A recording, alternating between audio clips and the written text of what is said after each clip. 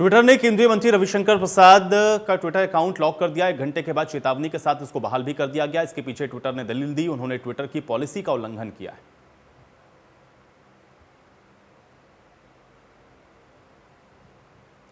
दिल्ली में oxygen report को लेकर बीजेपी लगातार केजरीवाल सरकार पर हमलावर है। बीजेपी के राष्ट्रीय प्रवक्ता संबित पात्रा ने कहा, अरविंद केजरीवाल के झूठ के कारण 12 राज्यों में ऑक्सीजन की सप्लाई बाधित हुई।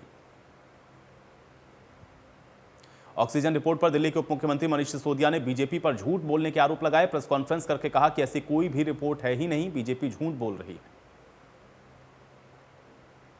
कमेटी के मुताबिक दिल्ली की तरफ से 25 अप्रैल से 10 मई के बीच में ऑक्सीजन की जो मांग रखी गई वो वास्तविक जरूरत से 4 गुना तक ज्यादा हो सकती है। राहुल गांधी ने पूछा, वैक्सीन डेल्टा प्लस वेरिएंट पर कितनी प्रभावशाली है, पूरी जानकारी कब मिलेगी। राहुल गांधी ने सवाल यह भी किया कि तीसरी लहर में इसको नियंत्रित करने का प्लान क्या है। कृषि मंत्री जेपी दलाल ने कहा कि प्रधानमंत्री फसल बीमा योजना की तारीख 31 जुलाई तक बढ़ाई गई है। धान रुपाई देर तक होती है, इसलिए इसकी तारीख बढ़ाकर 31 जुलाई की गई है ताकि सभी किसान इसका लाभ ले पाएं। करनाल के पंचायत भवन में कैबिनेट मंत्री कंवरपाल गुर्जर ने जिला कष्ट निवारण समिति की बैठक ली है। किसानों के विरोध के मद्देनजर सुरक्षा के कड़े प्रबंध किए गए हैं। शहर के कई मार्गों को बंद करके ट्रैफिक डायवर्ट किया गया।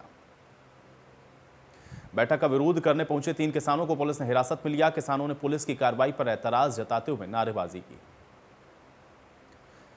3 कृषि कानून को रद्द करने और एमएसपी को लेकर के नया कानून बनाने की मांग कर रहे किसानों को दिल्ली की सीमाओं पर बैठे हुए कल 7 महीने पूरे हो रहे हैं। किसानों ने ऐलान किया है कि वो देश भर में राज्यपाल के आवास का घेराव करेंगे, राष्ट्रपति के नाम ज्ञापन सौंपेंगे। फतेहाबाद के बिजली निगम कार्यालय के बाहर किसानों ने नए ट्यूबवेल कनेक्शन की मांग को लेकर के धरना दिया। उन्होंने कहा कि साल 2019 में उन्होंने लाखों रुपए नए ट्यूबवेल कनेक्शन के लिए बिजली निगम में जमा करवाए, लेकिन कनेक्शन नहीं मिला। अवैध रूप से बसें चलाकर राज्य सरकार को आर्थिक नुकसान पहुंचाने वाले माफियाओं ने फरीदाबाद में नया कारनामा करके प्रशासन को खुली चुनौती दी है। बस माफियाओं ने फर्जी कागजात तैयार करके बगैर जुर्माना अदा करे 3 बसों को डिपो से छुड़ा लिया। भिवानी में मांग को लेकर के डीसी रेड कर्मचारियों ने प्रदर्शन किया, प्रशासन के खिलाफ नारेबाजी की है। उपायुक्त कार्यालय का घेराव किया। देर रात तक पूल में स्विमिंग कराने का लगा था आरोप। पंचकुला में शराब के नशे में पुलिसकर्मियों से मारपीट करने और वर्दी फाड़ने का मामला सामने आया है। बताया जा रहा है कि 2 युवकों ने शराब के नशे में पुलिसकर्मियों के साथ मारपीट की, उनकी वर्दी फाड़ दी।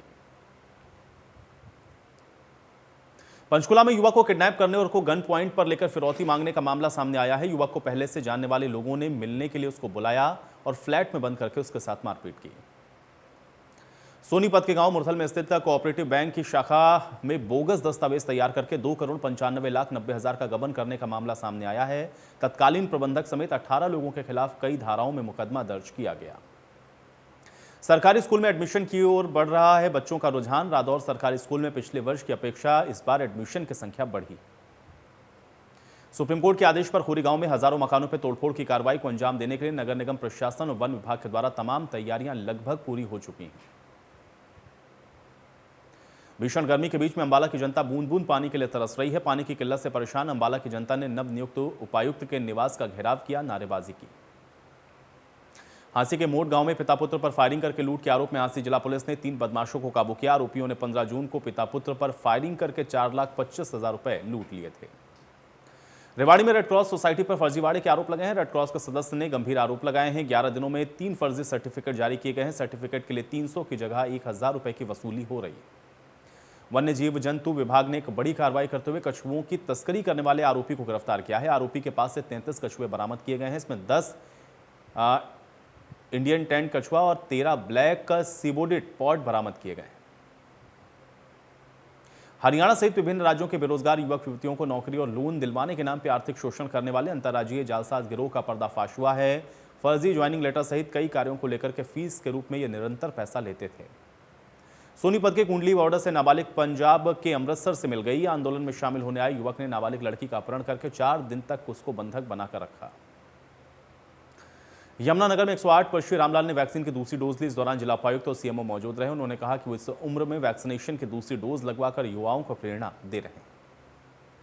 टोक्यो ओलंपिक में जाने वाली भारतीय मुक्केबाज टीम के सबसे अनुभवी मुक्केबाज विकास कृष्णन इन दिनों इटली में टोक्यो ओलंपिक की तैयारियों में लगे हैं। वो 69 किलोग्राम भार वर्ग में भारतीय मुक्केबाजी टीम का प्रतिनिधित्व करेंगे।